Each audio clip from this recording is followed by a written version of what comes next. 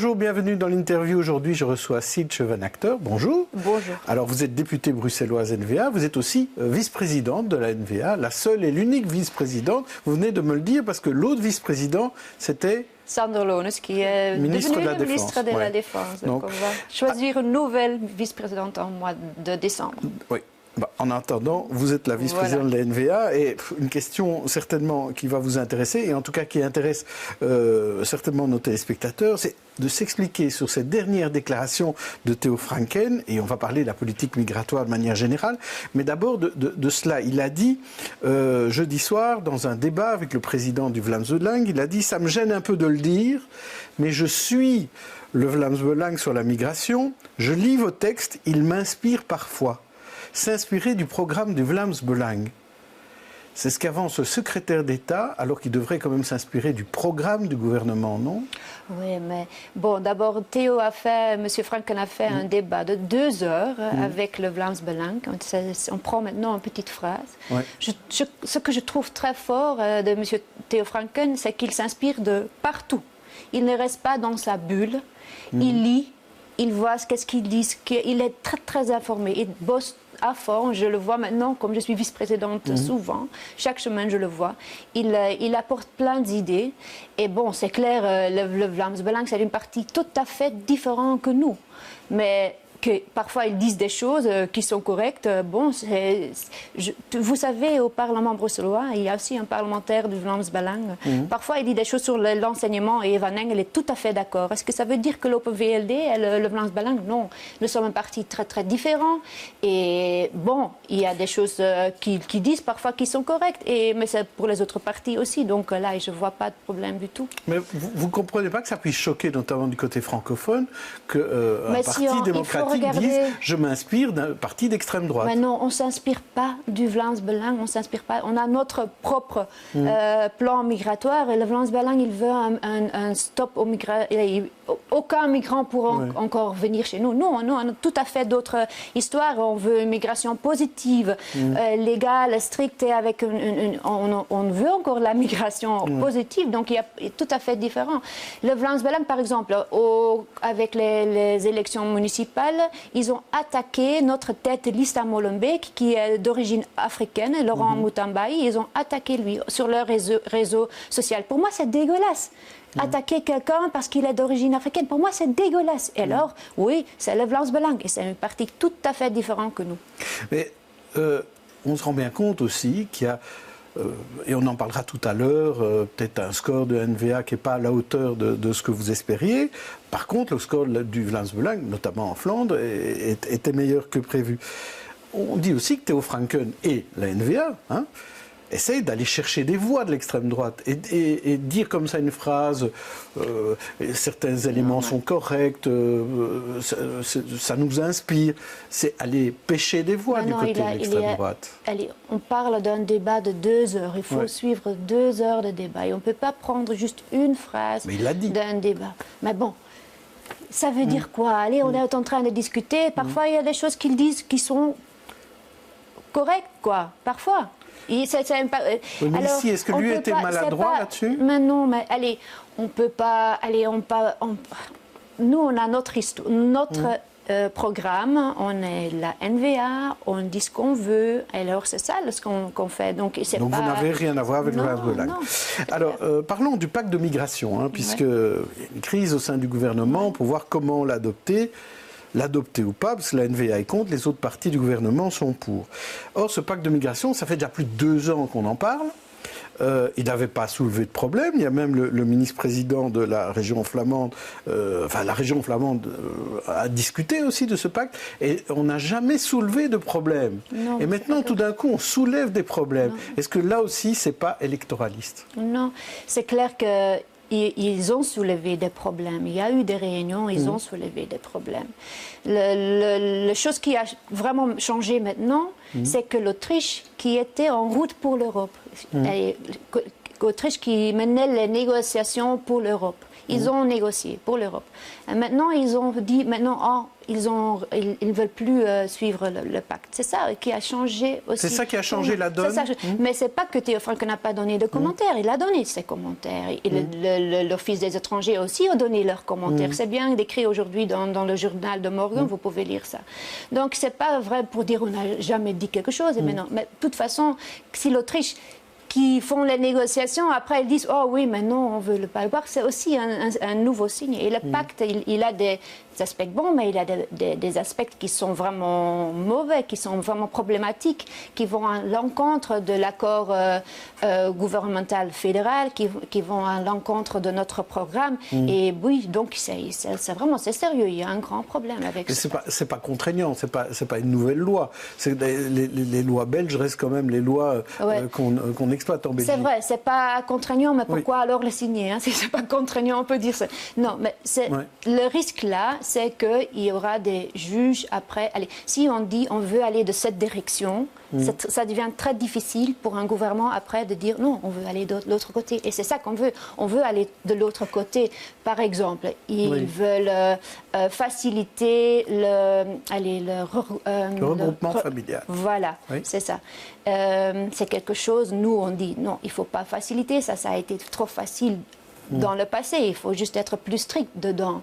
C'est un exemple. Alors si on signe pas vraiment, bien si on dit on va s'engager pour faire ça, on va s'engager pour par exemple donner des papiers à tout le monde qui est illégal ici, à régulariser tout le monde, à tous les illégaux ici, c'est pas un engagement qu'on prend. Et après on peut avoir des juges qui vont s'inspirer du pacte pour dire non, gouvernement belge, vous ne pouvez pas dire parce que vous avez... Donc c'est ça la crainte de la NVA, c'est l'utilisation que pourrait être faite de ce pacte. Est-ce que vous croyez qu'il y a moyen de trouver une solution ou est-ce qu'il faut quitter le gouvernement si vous n'êtes pas d'accord? Oui, ce sera... Je pense que Jan Jabon doit discuter ça au sein du gouvernement. Le gouvernement est en train de voir qu'est-ce qui est possible. Ce n'est pas à moi de m'exprimer sur ça. C'est très délicat, vous comprenez. C'est très problématique. Mais est-ce qu'il faut une solution ou bien est-ce que ça vaut une crise? Bon, ça c'est une question très difficile. Et c'est très problématique, c'est très sérieux et c'est clair que ce n'est pas facile pour personne dans le gouvernement, ni pour Michel, ni pour nous. Il a dit A, nous on dit B, c'est une crise. Et alors ils doivent voir comment ils vont s'en sortir. Et là, nous sommes dans le gouvernement fédéral, il doit voir, je suis convaincue qu'ils sont en train de voir comment on pourra se sortir, mais c'est pas facile, ce sera pas facile. Alors parlons d'une autre crise, peut-être moins importante, mais enfin qui vous touche aussi, puisque c'est sur le territoire de Schaerbeek, c'est Gare du Nord. Une mauvaise nouvelle pour les nafteurs de l'Aisne qui a suspendu à partir d'aujourd'hui son arrêt à la Gare du Nord. En cause la propreté, la sécurité. On voit quand même que ça pose des problèmes, que c'est une décision. Est-ce qu'elle est vraiment fondée sur une réalité, cette décision? Puisque les autres bus, ils sont, les bus de la Oui, mais bon, d'abord, ce que moi je veux, que chaque arrêt à Bruxelles, si ce sont des bus, des trams ou des métros, que ce sont des arrêts agréables, propre, où on peut se sentir en sécurité. On sait tous que l'arrêt de l'Aisne n'est pas comme ça. C'est sale, il y a un urinoir qui n'est pas connecté, c'est vraiment un problème. Même avant le problème de transmigrants, même avant c'était un endroit qui n'est pas agréable du tout, qu'il y a un problème. Alors en 2016, l'Aisne a déjà dit à la région, je veux en fait construire une nouvelle arrêt de bus.